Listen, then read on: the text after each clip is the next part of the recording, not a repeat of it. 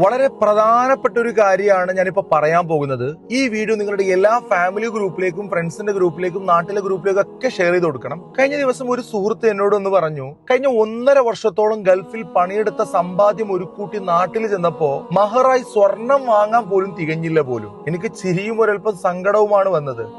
ആരാണ് സ്വർണം മാത്രമാണ് മഹർ എന്ന് നമ്മുടെ സമൂഹത്തെ പറഞ്ഞു പറ്റിച്ചത്? സെഞ്ചുറിയിലേക്ക്, 1 ലക്ഷത്തിലേക്ക് എത്തി നിൽക്കുന്ന സ്വർണ്ണ വില കയറുമ്പോ പോലും നമുക്കൊന്നും മാറി ചിന്തിക്കാൻ പറ്റിയില്ലെങ്കിൽ പിന്നെ എപ്പോഴാണ് നമ്മൾ ചിന്തിക്കുക?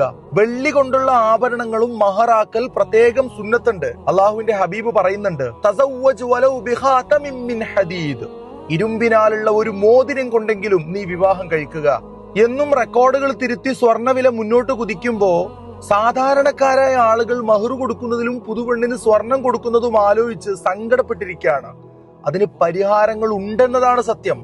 സ്വർണം എന്നതിൽ നിന്ന് നമ്മൾ മാറി ചിന്തിച്ചു തുടങ്ങണം. കാരണം എപ്പോഴും ഇതിലൊക്കെ ബുദ്ധിമുട്ടുന്നത് ഇടത്തരം കുടുംബങ്ങളാണ്. പണമുള്ളവൻ വെള്ളി മഹർ കൊടുത്താൽ അതിനെപ്പറ്റി ആഡംബരം ഒഴിവാക്കി നല്ല കല്യാണം എന്ന അഭിപ്രായം പറയുന്ന അതേ ആളുകൾ തന്നെ ഇടത്തരം കുടുംബങ്ങൾ വെള്ളി കൊടുത്താല് സ്വർണം പോലും കൊടുക്കാൻ കഴിയാത്തവൻ കെട്ടാൻ നടക്കുന്നു എന്ന് പറഞ്ഞു പരിഹസിക്കും. നമ്മളൊക്കെ താഴെ നിന്ന് മാറി ചിന്തിച്ചു തുടങ്ങണം.